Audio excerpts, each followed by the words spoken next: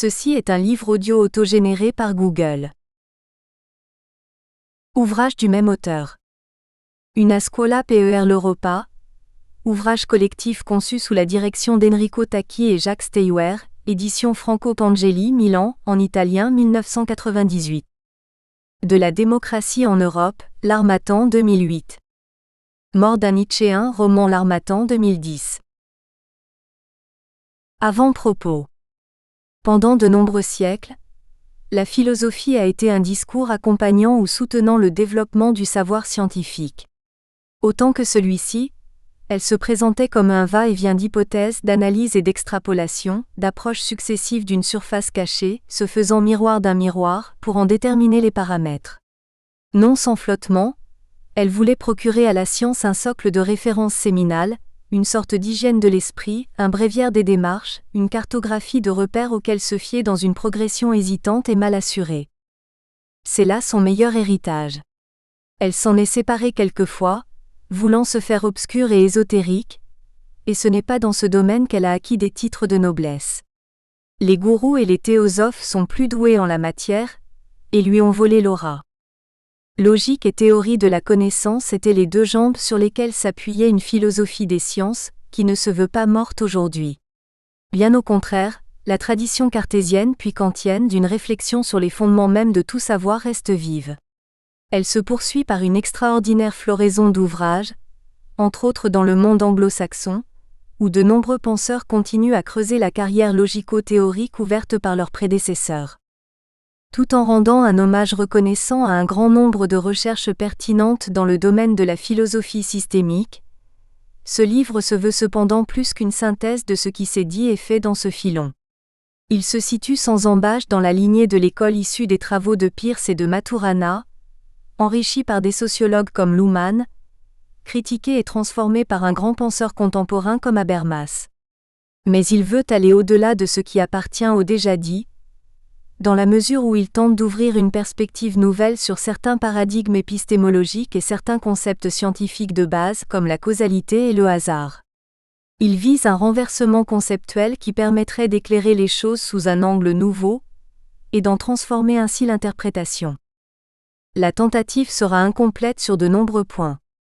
Cela est dû sans doute au fait que nous avons voulu rester concis, être le moins jargonneur possible, pour demeurer accessible à un public de non-spécialistes et d'amateurs éclairés autant que de scientifiques en quête de clarification théorique. Le volet jugement de valeur a été écarté à dessein du plan de cet ouvrage, parce qu'il demanderait un développement d'une cohérence discursive longue et que d'autre part, le sujet, tout fondamental qu'il est, ne fait pas partie de la démonstration visée. Toute discussion suscitée par le contenu de cet essai pourra bien sûr apporter des éclaircissements, des mises au point et des élargissements. C'est le sens exact d'une connaissance en perpétuelle gestation d'elle-même. Luxembourg, avril 2010. Jacques Steywer. Nam cert, nec concilio primordia rerum. Ordine se suo quec sagaci ment locarunt. Nec quec dar motus pepiger profecto. Sed quia multa modis multi mutata per omne. Ex infinito nexantur persita plagis. Omne genus motus et coetus experiondo. Tandem devenient in tal deposituras. Calibus aec rerum consisti summa creata. Quod nullo fecir pacto nisi materie. Ex infinito suboriri copia posse. Unde amissa solant reparer in tempore quec. Lucrèce, de Rerum Natura, Liberi 1021-1037. Car certes ce n'est pas en vertu d'un plan arrêté, d'un esprit clairvoyant que les atomes sont venus se ranger chacun à leur place. Assurément ils n'ont pas combiné entre eux leurs mouvements respectifs. Mais après avoir subi 1000 changements de 1000 sortes à travers le tout immense, heurté, déplacé de toute éternité par des chocs sans fin, à force d'essayer des mouvements et des combinaisons de tout genre, ils en arrivent enfin à des arrangements tels que ceux qui ont créé et constituent notre univers. Toute chose qui ne pourrait avoir lieu, si l'infini ne fournissait sans cesse la quantité de matière pour réparer à temps toute perte. Texte établi et traduction par Alfred Ernoult, membre de l'Institut, dans l'édition 1966, Les Belles Lettres, Paris. En chemin vers les vérités. S'il y a une constante dans la quête séculaire de la philosophie, c'est bien une recherche de la vérité, non pas d'une vérité qui serait rocher et forteresse à la fois, dogme et révélation, intuition fulgurante ou inébranlable certitude. Il y a longtemps que l'épistémologie a abandonné pareille présomption. Elle se contente aujourd'hui modestement à parcourir des chemins qui mènent à des vérités relatives, à des paradigmes défendables, à des visions ordonnatrices des choses, à des confirmations d'hypothèses, à des points de vue qui offrent une défense possible. Mais dans ce domaine au moins la logique et la théorie de la connaissance ont ouvert des voies, érigé des gués, acquis des territoires dont on a drainé les marécages. La philosophie n'est pas le rabâchage infiniment renouvelé de questions sans réponse, comme ses détracteurs ont souvent voulu la présenter. À travers des tâtonnements séculaires, elle a déblayé beaucoup de terrain où entre-temps, les sciences ont pu ériger leur gratte-ciel triomphant, et elle continue à poser des questions pertinentes qui suscitent des recherches et qui, par avancées successives et erreurs corrigées, finissent par assurer quelques lopins de savoir essentiels. Ainsi en est-il dans la définition de ce que peut être la vérité. On conviendra désormais qu'elle ne constitue pas un sommet vaincu une fois pour toutes, où quelques philosophes arrogants auraient planté le drapeau d'une conquête. Elle est essentiellement dialectique et devenir. Voilà pourquoi, du moins en philosophie, on se concentrera modestement sur l'exploration des chemins qui y mènent, sur un dépassement des horizons atteints, plutôt que sur un catalogue de chapitres accomplis. Comme faisait Descartes dans ses méditations, il s'agit de trouver quelques socles sur lesquels fonder des connaissances claires et distinctes, toujours entourées d'un doute systématique, chien de garde de chaque certitude. Malheureusement, la clé de voûte de la construction cartésienne, la preuve ontologique de l'existence de Dieu, garant final de la vérité de nos intuitions, a été entre-temps enlevée de l'édifice, dont le bel assemblage s'est écroulé en conséquence. Il a fallu que les philosophes cherchent d'autres arguments pour se sortir au départ de toute connaissance, de deux abîmes redoutables. L'un étant le solipsisme, l'autre le paraître, tous les deux à la source de l'errance et de l'erreur. Parlons du solipsisme d'abord. Sous ce nom, les épistémologues désignent le fait incontournable qu'au départ toute connaissance, de quelque ordre qu'elle soit, est d'emblée irrémédiablement inscrite dans une conscience solitaire, solus, et individuelle, IPSE. Les sceptiques de tout temps et de tout acabit se sont servis de ce constat pour invalider au départ toute certitude. Les idéalistes en sont partis pour nier l'existence d'un monde extérieur réel, le plus conséquent dans cette direction étant l'évêque irlandais Berkeley, pour qui le monde des choses n'existe pas, mais n'est que pure représentation, esse percipi. Il faut dire que les tenants d'un idéalisme pur et dur se simplifiaient largement la tâche, puisqu'ils n'avaient pas à justifier le saut de la connaissance dans le monde objectif, ni à dire ce qu'étaient donc en substance les choses et quelle en était la réalité. Le réalisme naïf, de son côté, s'est dans ses multiples variantes débarrassé à la légère de l'objection solipsiste en postulant le monde extérieur comme une évidence tangible, épaisse, sensorielle. Seulement voilà, nos sens nous trompent à tout bout de champ. Ils ne nous révèlent qu'une infime quantité de données qu'on ne peut plus dès lors qualifier d'absolu. Et celles qu'ils nous fournissent révèlent que la réalité, si elle existe, est infiniment plus complexe et plus tortueuse que nos sensations et impressions grossières ne le font soupçonner. À partir de là, les philosophes se sont ingéniés à sortir la conscience de son isolement solipsiste par toutes sortes de tours et de détours. On sait que Descartes cite Dieu en personne pour garantir la véracité de ses impressions de sens et donc l'existence d'un monde extérieur. Husserl reprend les méditations cartésiennes pour nous conduire d'abord vers un ego transcendantal, dans lequel il trouve ancré un horizon mondain où réside l'alter ego, à travers lequel il donne une épaisseur réelle aux choses. Mais il voit aussi que les jugements, qu'ils soient affirmatifs ou négatifs ou modaux, j'affirme, je nie, je doute, je crains, j'estime, je blâme, renvoient dans leur structure même à une intentionnalité qui ne peut être tournée que vers un monde existant. Nous ne sommes plus très loin de l'approche des théoriciens systémiques qui, s'appuyant sur les analyses de la notion d'information et de communication, décentrent la conscience individuelle en la situant à un des deux pôles d'un arc communicationnel. Récepteur, décodage, transmetteur, codage, émetteur, cet émetteur étant le monde avec ses signaux. Le sujet communicant trouve la réalité, au sens fort de la res latine, dans chaque différenciation qu'il imprime à son flux de conscience d'abord, à son discours ensuite, lequel, en tant que réalité sémiotique, renvoie par ricochet à une réalité résistante. Le sujet transcendantal subit un changement radical de paradigme. D'isolé, il devient pôle, résonateur analogue, de constituant, il devient imprégnant imprégné. En tant que tel, il ne peut pas prétendre à la non-existence de l'existant. Celui-ci entre de toute sa facticité contingente dans le champ du moi, et c'est seulement par cette intrusion que vérité et fausseté peuvent émerger. Le courant de pensée systémique nie l'existence d'une conscience isolée, considère celle-ci au contraire comme une sorte de pôle spéculaire ne fonctionnant qu'en concomitance avec l'environnement monde, dont elle n'est qu'une apparition marginale et en tant que telle, un produit de l'évolution, particulièrement adapté au déchiffrage de l'univers humain dans sa quotidienneté. Ayant dépassé l'obstacle solipsiste, admettant donc qu'un monde en dehors de nous existe, nous ne savons pas encore quel est ce monde et quels sont par conséquent les jugements vrais ou faux que nous pouvons porter sur lui. Là, encore une fois, les investigations philosophiques ont conduit dans des directions variées. Tout d'abord, on ne peut plus raisonnablement soutenir aujourd'hui, comme critère du vrai et du faux, la théorie qui découle du réalisme naïf et qui consiste à définir le vrai comme ce qui correspondrait au monde réel ou objectif. Étant donné la relativisation critique du monde prétendument objectif, survenue depuis Descartes et jusqu'à Kant et Luhmann, on ne peut plus se référer à la réalité comme référent et étalon de la vérité.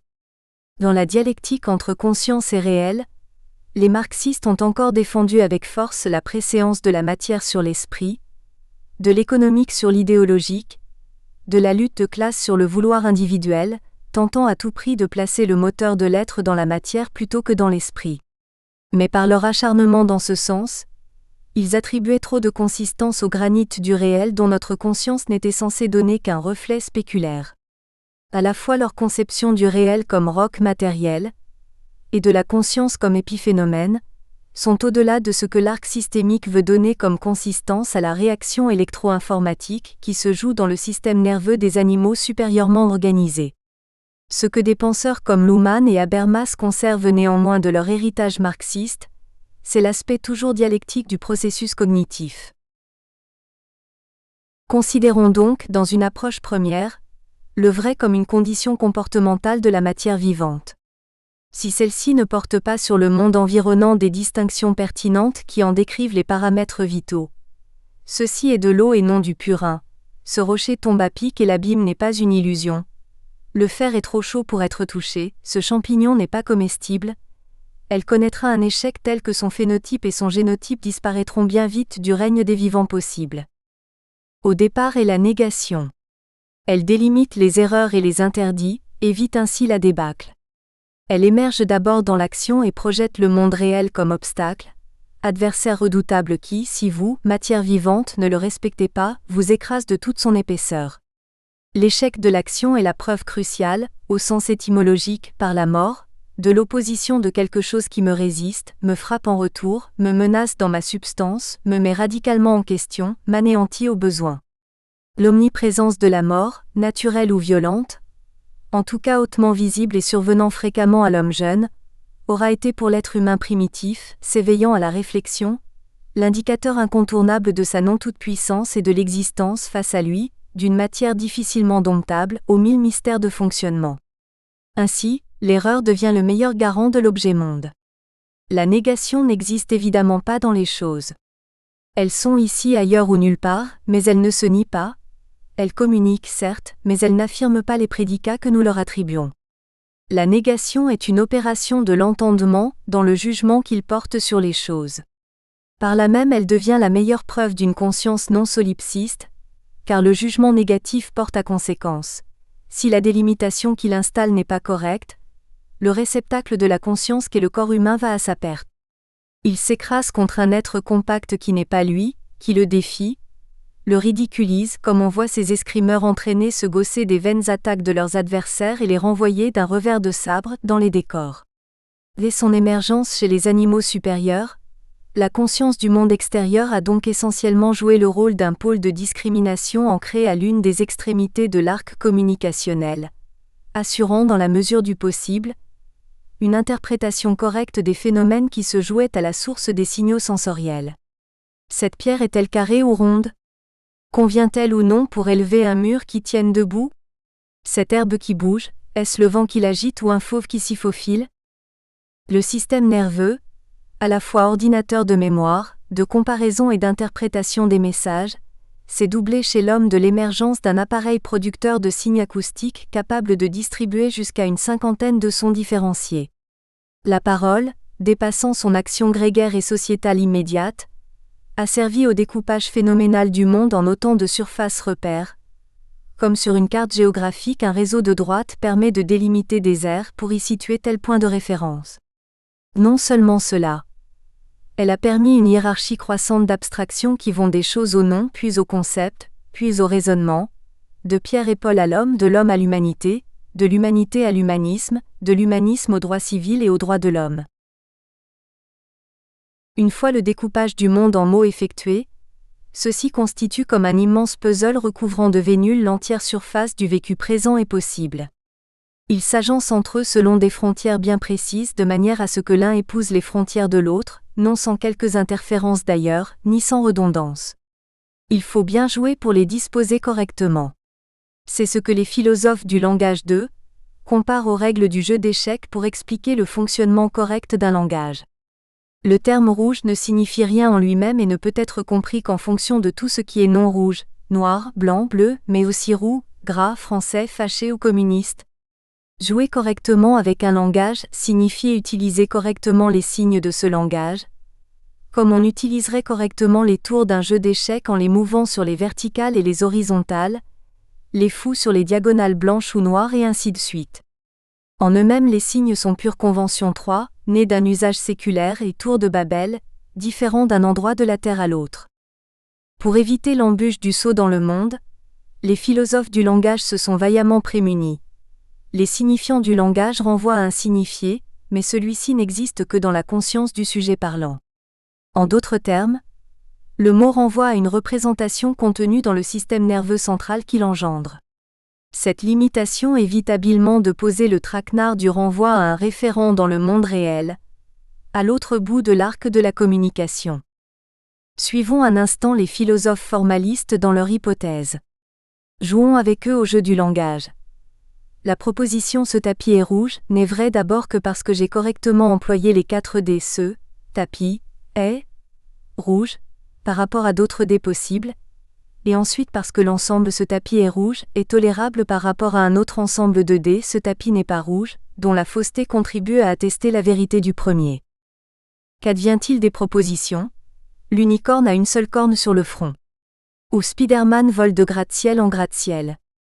Elles sont vraies dans un monde de fiction que nous distinguons cependant clairement du monde des faits réels, pour la raison indiquée plus haut. Si notre comportement s'appuyait sur des propositions du type fictionnel, il nous mènerait rapidement à un échec de l'action. N'essayez pas dans la vie de tous les jours d'imiter Spider-Man. Dans votre tour solipsiste, cela fonctionne, et vous pouvez même y construire un ensemble cohérent de phrases constituant des... Nous espérons que vous avez apprécié cet aperçu. Pour continuer à écouter ce livre audio sur Google Play Livres, utilisez le lien dans la description de la vidéo.